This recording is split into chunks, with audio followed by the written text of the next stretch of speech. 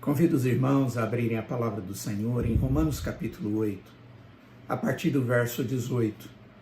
E nós estaremos continuando o nosso estudo nesse texto, que começamos a semana passada, até o verso 30. Então, Romanos capítulo 8, do verso 18 ao verso 30, diz assim a palavra: Porque para mim tenho por certo que os sofrimentos do tempo presente não podem ser comparados com a glória a ser revelada em nós. A ardente expectativa da criação aguarda a revelação dos filhos de Deus, pois a criação está sujeita à vaidade, não voluntariamente, mas por causa daquele que a sujeitou, na esperança de que a própria criação será redimida do cativeiro da corrupção para a liberdade da glória dos filhos de Deus. Porque sabemos que toda a criação, a um só tempo, geme e suporta angústias até agora. E não somente ela, mas também nós que temos as primícias do Espírito, igualmente gememos em nosso íntimo, aguardando a adoção dos filhos, a redenção do nosso corpo. Porque na esperança fomos salvos. Ora, esperança que se vê não é esperança, pois o que alguém vê, como espera? Mas se esperamos o que não vemos, com paciência o aguardamos. Vamos orar? Ó Deus, nós abrimos a Tua palavra, lemos a Tua palavra e pedimos que agora o Teu Espírito venha nos iluminar para que possamos compreendê-la de maneira correta. Que o Senhor venha nos edificar. Que o Senhor venha, ó Pai, fazer a Tua obra através da Tua palavra em nós, para a Tua glória, em nome de Jesus. Amém.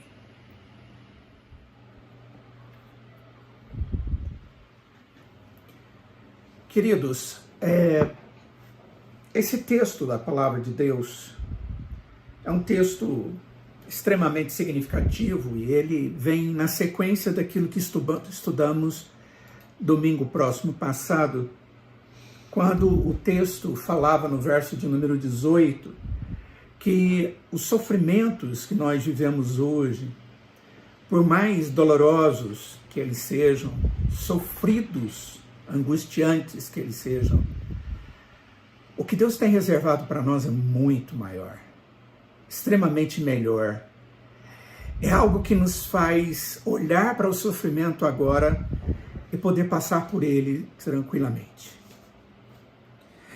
E agora o que nós conseguimos ver a partir de então é que existe uma proposta do Senhor para a nossa vida, inclusive nos sofrimentos que nós passamos. Mas o grande alvo que o apóstolo Paulo tem nesse texto não é necessariamente o nosso sofrimento, mas sim a salvação que Deus tem reservado a nós em Cristo Jesus. É como se alguém estivesse segurando os nossos rostos e tentando trazer ele de novo para onde os olhos têm que ficar olhando. É mais ou menos essa a ideia. Eu hoje à tarde, pensando um pouco a respeito desse texto, eu pensei em algo que sei que é algo exagerado, mas eu me lembrei dos meus tempos de infância, quando eu via aquelas pessoas passando de carroça na porta de casa. Em Minas, tinha muito disso. E muitos de vocês sabem do que eu estou falando. E aquelas vendas que vêm na lateral do cavalo, para que ele olhe só para aquele lugar que o seu orientador está fazendo com que ele veja. E ele ande em direção certa. Paulo está fazendo com que os crentes de Roma não percam de vista aquilo que é o foco da vida deles. E o foco da vida deles era Deus, a graça de Deus, e mais especificamente a salvação que há em Cristo Jesus através da fé. E ele vai falar um pouquinho mais a respeito desse tempo, esse gemido que existe aqui no texto. Ele diz que existe algo maravilhoso para nós, essa salvação. E agora ele diz no verso de número 19 que existe uma expectativa da criação. ele tira agora o nosso foco de nós, mas sem perder a ideia da salvação nossa, e diz que a própria criação tem uma expectativa da revelação dos filhos de Deus. E aí ele vai desenvolver e vai nos ensinar isso. Ele, nessa sessão, ele nos apresenta um paralelo. Ele diz, olha, a criação, ela espera ansiosamente a revelação dos filhos de Deus. Mas essa criação, por causa do pecado, foi fadada à futilidade, à ausência de capacidade de produção na medida que deveria, como foi criada. E ele diz, e a criação geme por causa dessa realidade, e sofre as dores de parto até agora, dizendo, olha, aquilo aconteceu lá atrás por causa do pecado do homem, até agora essa criação está gemendo. Mas essa criação, como ele diz no verso de número 21, ela será libertada de sua escravidão. A grande verdade, queridos, é que o pecado do homem afetou mais do que apenas o homem. Deus criou o mundo e confiou esse mundo à guarda do homem, à gerência do homem. O homem era o chefe geral de todo o planeta Terra. O seu pecado impactou tudo nesse planeta. E isso é importante. A queda da criação não foi devida a uma falha da criação. O mundo não foi criado para ser um lugar ruim. Pelo contrário, as Sagradas Escrituras diz que quando Deus criava as coisas, a terra e o mundo onde nós vivemos, esse planeta, Deus dizia que tudo era bom, muito bom. Contudo, tornou-se um lugar ruim por causa de uma maldição que foi lançada sobre a terra por causa do pecado de Adão, por causa do pecado do homem e, consequentemente, do nosso pecado. A partir de então, a criação tornou-se escravizada. A sua utilidade ficou comprometida. Mas com essa escravidão veio uma promessa de libertação. Uma libertação que somente o Senhor pode promover. E Ele verdadeiramente promove. A criação é retratada aqui nesse texto como uma mãe que está prestes a dar à luz. Aquelas que são mães aqui certamente vão saber falar muito melhor a respeito disso ou compreender melhor isso do que nós homens. Não é um momento muito confortável o momento do parto. A expectativa é grande. O desejo de ver a carinha do neném é fabulosa. Mas é um momento de dores, é um momento de gemidos, é um momento de sofrimento. Mas tudo bem, porque algo está a caminho e fará valer a pena toda a dor atual. O que está a caminho é descrito como a revelação dos filhos de Deus. Essa palavra revelação que nós encontramos aqui no texto é a palavra grega apocalipse, que vem a palavra apocalipse ou revelação. É alguma coisa que está encoberta e que vai ser descoberta e vai poder ser vista. É a mesma palavra da qual nós vamos ver Deus falando de coisas futuras que estão sendo reveladas antes que elas venham a acontecer no último livro da Bíblia. É uma palavra composta, feita a partir da junção de duas palavras gregas que dão exatamente essa ideia. E o que o texto está dizendo é, está chegando esta revelação. Há algo oculto que um dia será revelado.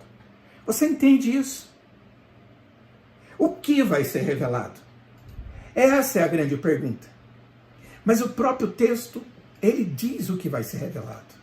E o texto diz que o que será revelado são os filhos de Deus. Estes serão revelados. Somos nós. O que será revelado são aqueles que verdadeiramente são os filhos de Deus. Está chegando um dia em que o Filho de Deus retornará, voltará a esse mundo. Mas aqui nesse texto ele não está sendo mencionado. Não é ele que está sendo falado, apresentado. O que nós lemos aqui no verso 19 é dos filhos de Deus, no plural.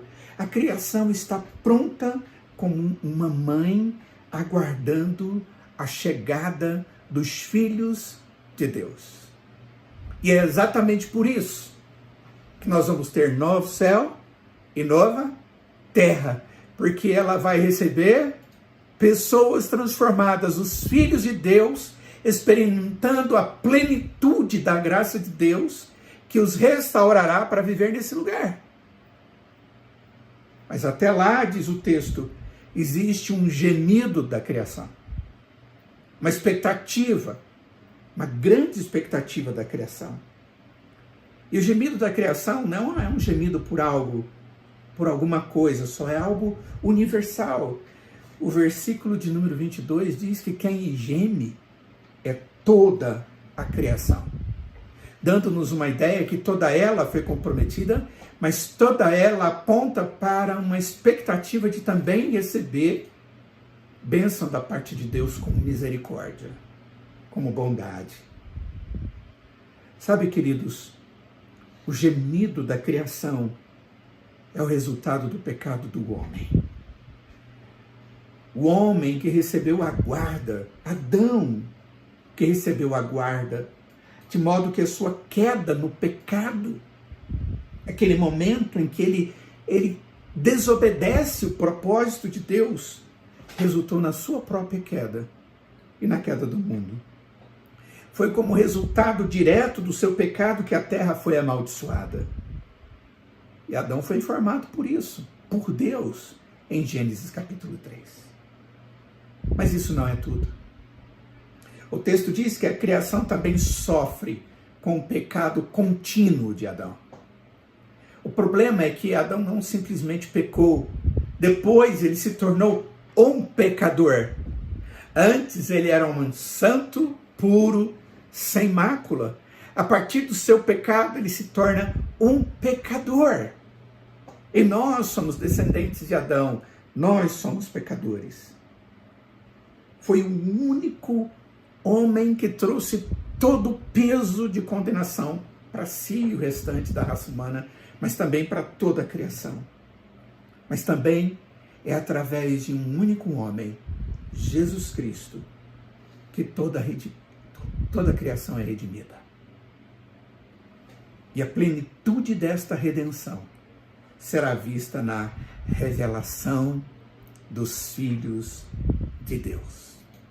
E isso haverá de acontecer. E é maravilhoso demais, irmãos, saber que a obra que Deus está fazendo, e mesmo que as consequências do pecado sejam tão grandiosas sobre a nossa vida e sobre a criação, Deus é gracioso o suficiente para tornar esse gemido uma expectativa. E uma expectativa boa, não só para a criação, mas principalmente para nós, os filhos de Deus. Mas o texto nos mostra mais uma coisa. O texto nos mostra uma promessa de salvação.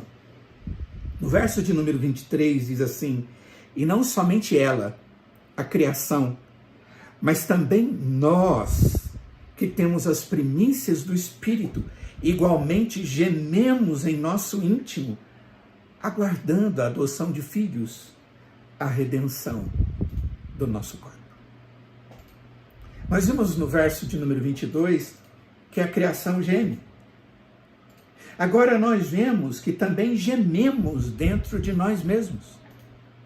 Não só a criação geme, mas nós também gememos. A criação está passando pela ausência de plena fertilidade, porque agora existem vermes, existem pragas, existem coisas daninhas, mato, que prejudica a fertilidade. Nós também estamos passando por um momento difícil. E é exatamente a respeito disso que Romanos capítulo 7 fala. A boa notícia é que o dia da redenção está chegando.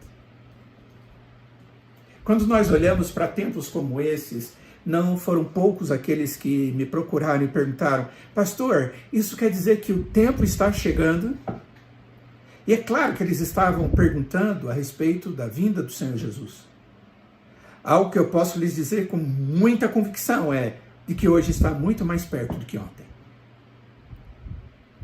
Porque, na verdade, todos aqueles sinais que a Escritura traz em Mateus capítulo 24, 25, a respeito da vinda do Senhor Jesus, estão ocorrendo desde que Jesus veio pela primeira vez. Mas a ideia que a Escritura traz é que isso vai se avolumar, vai se tornar mais intenso. E quando nós vemos coisas como essa, que nunca vimos antes, é algo muito intenso. E nós podemos dizer: Deus está nos dando mais do que nunca sinais. Os judeus, queridos, eles tinham uma festa muito importante para eles, chamada Festa das Primícias. Ela acontecia no primeiro dia da semana seguinte à Páscoa. Era um momento feliz, um tempo de promessa, um tempo de aguardar e de dizer para Deus que estava aguardando. Nesse dia, um maço de grãos frescos seria levado para o templo e o sacerdote segurava esse maço de grãos na porta aberta do templo, acenando de um lado para o outro, diante da presença do Senhor. Isso era feito como uma promessa e, ao mesmo tempo, uma expectativa do cumprimento das promessas de Deus de que uma colheita farta, futura e breve estava diante deles. Se eles haveriam de ter fartura e colheita com fartura, é porque Deus haveria de dar-lhes. Isso era feito com expectativa. O restante dos grãos ainda não estava diante deles. Não havia sido colhido. Era muito cedo para isso. E assim, esse maço das primícias era a promessa de uma colheita de milhares e milhares de feixes de grãos que estavam por vir. Os judeus tiveram essa festa. E não é por acaso, queridos, que a ressurreição de Jesus ocorreu no mesmo dia em que os judeus observavam a festa das primícias. Enquanto eles estavam balançando um maço de grãos na frente do templo, estava sendo sussurrado por parte de toda a cidade que havia uma tumba vazia e que aquele que estava morto e enterrado havia ressuscitado. A ressurreição de um que traria a expectativa e certeza da ressurreição de muitos. Essa é a promessa de que um dia ressuscitaremos dentre os mortos. Paulo fala sobre isso, argumenta de maneira bastante consistente quando escreve a sua primeira carta aos Coríntios no capítulo 15. Mas não é necessariamente desta forma que Paulo está argumentando aqui. Paulo nos diz que nós temos agora um princípio de primícias. Nós temos o Espírito Santo. E ele está se referindo ao Espírito. E essa é a primeira parte do que um dia virá em plenitude. Se temos as primícias, se aquele que creu recebeu de Deus o Espírito, é porque ainda há de vir muitas coisas boas pela frente. Nós temos o Espírito de Cristo, louvado seja Deus. E um dia nós compartilharemos todo o caráter de Cristo. E a plenitude de tudo aquilo que Deus tem reservado para nós. Um novo céu e uma nova terra, preparada para os filhos de Deus. Se isso não te empolga, a mim empolga. Isso traz a mim um frescor na alma, uma esperança diante da desesperança. Qual é a minha esperança? A minha esperança e a sua tem que ser a salvação. Olha só o que Paulo diz no verso de número 24. Porque na esperança fomos salvos. Ora, esperança que se vê não é esperança, pois o que alguém vê, como espera? Mas se esperamos o que não vemos, com paciência o aguardamos. Paulo diz que fomos salvos na esperança. O que é esperança? Essa é uma boa pergunta que nós precisamos responder. É uma expectativa confiante no futuro. Isso é esperança. É quando eu vejo o futuro e tenho expectativas com ele. E nesse aspecto, existe uma pequena diferença entre esperança e fé, apesar de estarem intimamente ligados. A fé olha para o que existe agora e confia nele. Nós olhamos para Cristo, para o objeto da nossa fé, sabemos que ele é verdadeiro, cremos nele. Já a esperança aguarda com expectativa o que está por vir, porque nós cremos em Cristo. A esperança daquilo que virá por causa daquilo que nós cremos. A fé olha para o presente. A esperança concentra-se no futuro. A fé baseia-se no caráter do objeto da nossa fé, o caráter santo, verdadeiro e único do Redentor, Cristo Jesus. A esperança, ela baseia-se em nossa fé, na promessa que o objeto Jesus Cristo fez, de que todo aquele que nele cresce teria a vida eterna. Nós somos salvos por causa do Deus da nossa fé, e por isso nós temos esperança. A esperança, ela olha para o futuro, para obter algo que eu não tenho agora. E isso significa que a esperança, ela é sempre invisível. Isso nem sempre é verdade com a fé. A fé pode estar naquilo que é visto ou naquilo que é invisível. Nós não vemos e ainda acreditamos. Mas a esperança não vê. A esperança é naquilo que está por vir. E é por causa disso que diz o texto, que nós somos salvos por aquilo que Deus nos promete em Cristo Jesus. E nós não vemos. No verso 20, é dito que a criação estava sujeita à corrupção. Estava infértil, inutilizada, comprometida. A corrupção significa que por mais que tentemos reverter o processo, ele está fadado ao fracasso. O oposto da corrupção é a esperança. Eu quero lhes dizer que Paulo está dizendo àqueles irmãos que eles não podem perder a esperança diante de situação nenhuma. Outra coisa que o texto nos traz é a intercessão de Deus por nós. É a intercessão da salvação. Diz o texto também, o Espírito semelhantemente nos assiste em nossa fraqueza, porque não sabemos orar como convém, mas o mesmo Espírito intercede por nós sobremaneira com gemidos inexprimíveis. E aquele que sonda os corações sabe qual é a mente do Espírito, porque segundo a vontade de Deus é que ele intercede pelos santos. Agora acabamos de falar daquilo que não vimos. E agora Paulo continua nos falando de outra coisa que não vemos. O ministério do Espírito Santo de Deus por nós.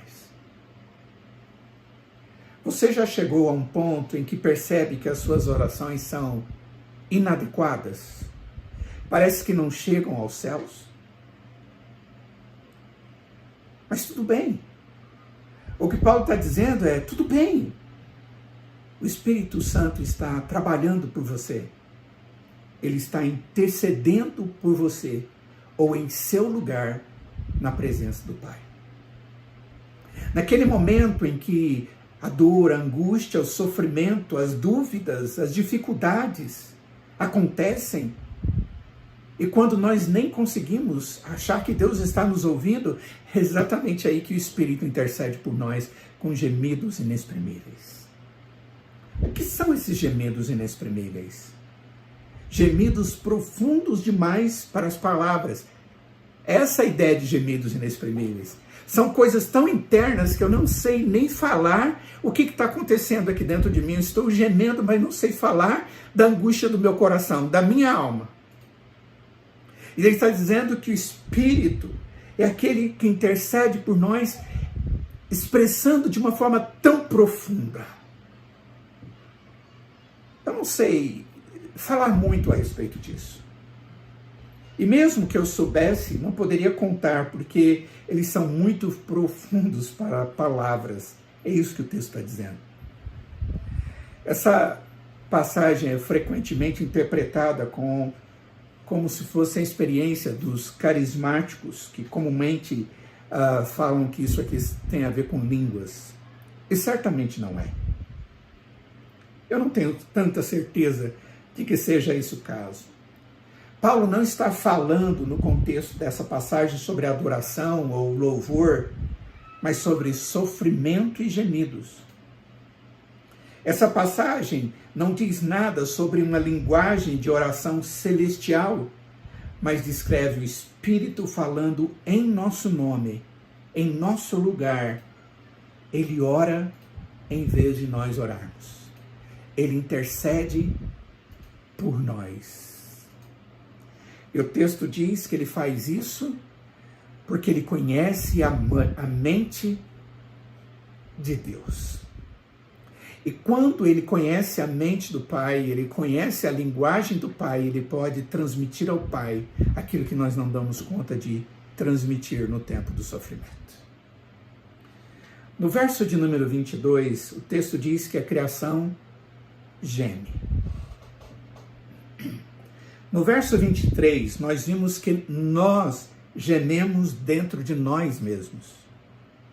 E agora no verso de número 26, é o Espírito que geme. Há muitos gemidos nesse capítulo. Há muitos gemidos. A pergunta é, isso é ruim? Gemidos é algo ruim? Não é bom gemer. Creio que não é bom gemer. Principalmente se isso tem a ver com sofrimento. Só será bom se produzir em você uma fome de retidão. Te levar a Deus ou te levar a uma mudança de comportamento à luz do pecado que você vivenciava. Gemer é bom se refletir um desejo pelas coisas invisíveis de Deus.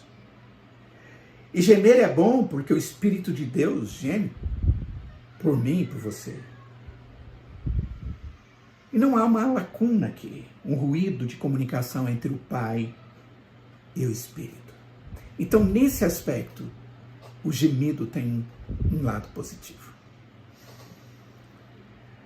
Qual é o objetivo da nossa salvação? Olhem só o verso de número 28, caminhando para o fim. Sabendo que todas as coisas cooperam para o bem daqueles que amam a Deus, daqueles que são chamados segundo o seu propósito. A razão pela qual podemos saber que gemer é bom é porque Deus faz com que todas as coisas cooperem para o bem daqueles que Ele ama. Todas elas trabalham juntas para o nosso bem. Deus é o orquestrador, Ele é o maestro e controlador de tudo o que acontece nesse mundo. Não existe nada que esteja fora do seu alcance. E Ele é completamente capaz de fazer com que todos trabalhem juntos da maneira em que ele projetou. Observe que Paulo não diz que todas as coisas são boas. Paulo não disse isso. Ele não está negando, Paulo não está negando a presença do pecado. Ele não está fingindo que coisas ruins não acontecem. Paulo não está dizendo isso. Mas Deus também não está fingindo que coisas ruins não acontecem.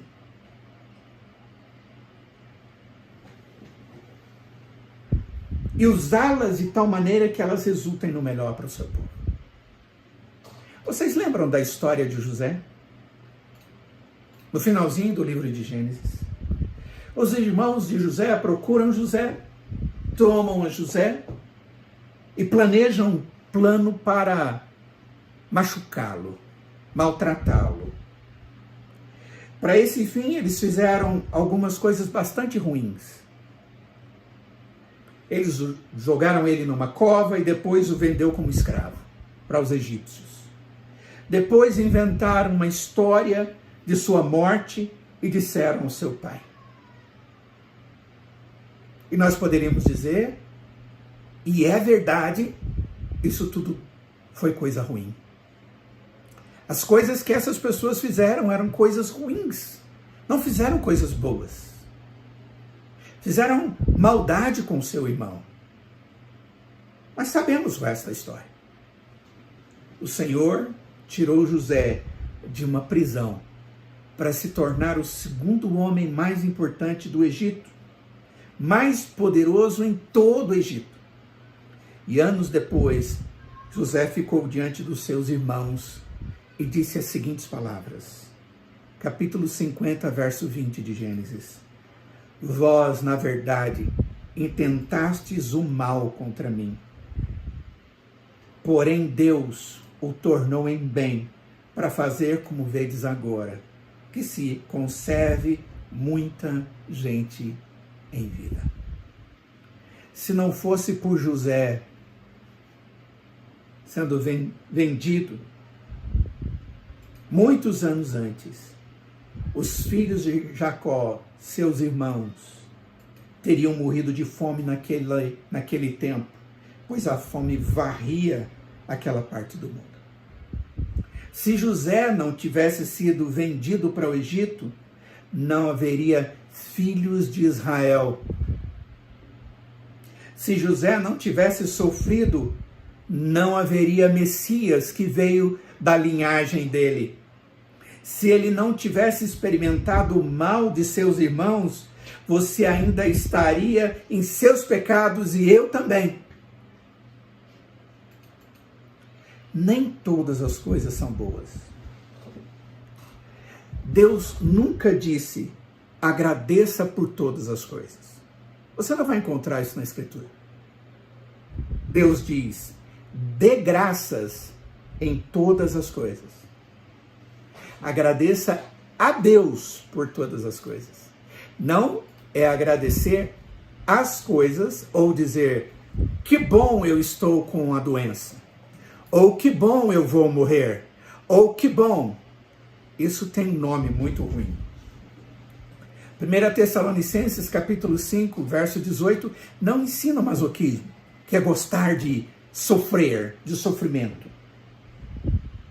O que Deus mandou que fizéssemos é dar graças a Ele, porque Ele continua sendo Deus sábio, apesar de eu não entender todos os sofrimentos e todas as coisas que estão acontecendo.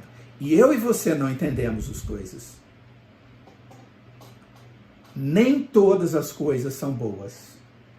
Tragédia é real. Jesus Cristo chorou em um funeral. Ele gritou de agonia na cruz.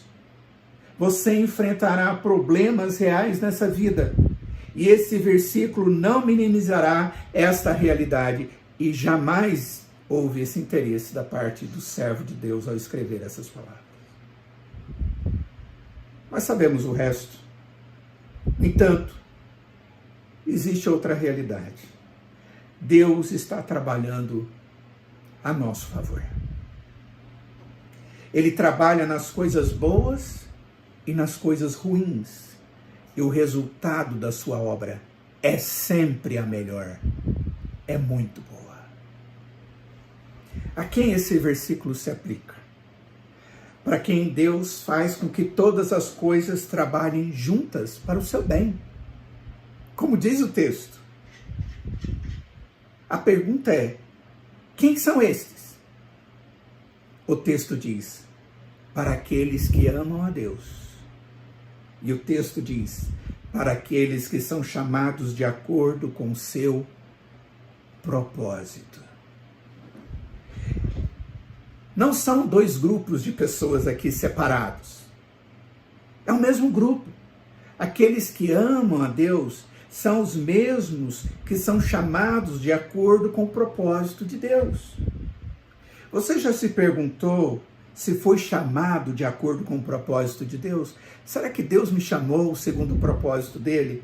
Você já se perguntou se você é um dos escolhidos de Deus?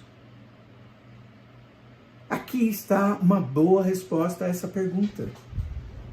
É determinado se você ama ou não ama Deus. Se, pela graça de Deus, você ama o Senhor, estas coisas se cumprem na sua vida.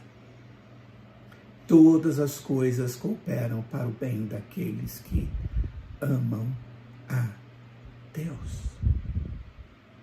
Se você conhece ao Senhor Jesus, foi porque Ele abriu seus olhos da alma para que você o conhecesse. Para que você visse nele a salvação, a esperança do perdão dos seus pecados. E se isso ocorre, agora Deus lhe dá a bênção de você ser amado por Ele e você amá-lo como seu Salvador. E diz o texto, todas as coisas cooperam para o seu bem. Mesmo aquelas que não são boas, cooperam para o bem que Deus tem reservado para a sua vida. E o maior deles é a vida eterna. Louvado seja Deus. Queridos, concluindo, o que quero dizer aos amados é que Deus é um Deus sábio. Nunca duvide disso. E na sabedoria dele, aprove ele colocar lutas na nossa existência. Situações a serem enfrentadas. E cabe a nós, nesse momento de crise, darmos testemunho da fé que o Senhor nos deu. Esse é o momento de nós chegarmos na presença de Deus e glorificarmos a Ele, apesar do nosso sofrimento, e de muitos. Mas também de pedirmos a Deus para que torne todos aqueles que ainda não o conhecem, torne os seus olhos para o alto, para que possam contemplar o único e verdadeiro Redentor. Não só o libertador do Covid-19,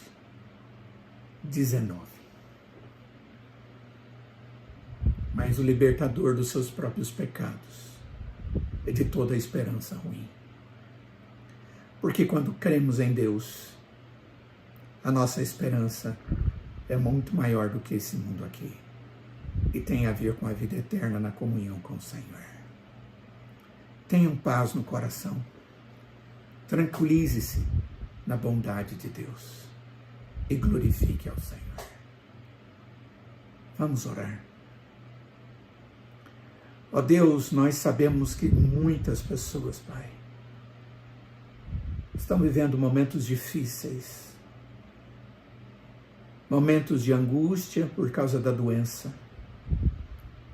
Muitos têm vivido momentos de medo sem estarem doentes. Muitos têm vivido, ó Pai, sem esperança alguma da eternidade. E eu quero pedir junto com os amados, Senhor, que o Senhor tenha misericórdia e que o Senhor nesse tempo demonstre a sua graça, o teu favor, a tua bondade e que o Senhor traga, Pai, vida àqueles que estão no meio da morte. Que o Senhor dê à igreja, Pai, sabedoria para viver nesses momentos como aquela que tem a tranquilidade da presença do Teu Espírito com ela. Fortalece a nós, ó Pai, na fé. Tenha misericórdia de nós. Quero pedir, Senhor, que o Senhor esteja fortalecendo a Igreja Presbiteriana Vida. Nós desejamos, ó Pai, ser instrumentos vivos diante do Senhor. Por isso nos use, nos enriqueça com a Tua graça e fortaleça a nossa fé. Nós te pedimos por isso, Pai, em nome de Jesus, e imploramos que a graça do Senhor Jesus, que o amor de Deus o Pai, que a comunhão e as santas consolações do Espírito Santo de Deus esteja sobre cada um de nós hoje e para todos sempre. Amém. Deus abençoe a todos, queridos. E como foi precioso ter esse tempo de culto com os irmãos.